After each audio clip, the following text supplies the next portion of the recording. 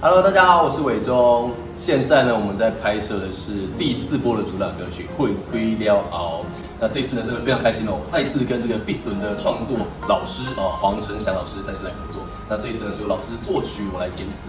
那《混亏了熬》这首歌呢，就在讲说，可能跟心爱的另外一半分开之后，那个心情上面的压抑，歌曲的后面层次铺陈，情感就会特别浓厚。其实像必损那首歌曲的时候，老师歌曲的层次就会拉得蛮大的，所以这一次的歌曲听起来简单，但唱起来也是不容易。希望大家敬请期待这支 MV《混亏了熬》，也不要忘了要进 KTV 去挑战看看哦。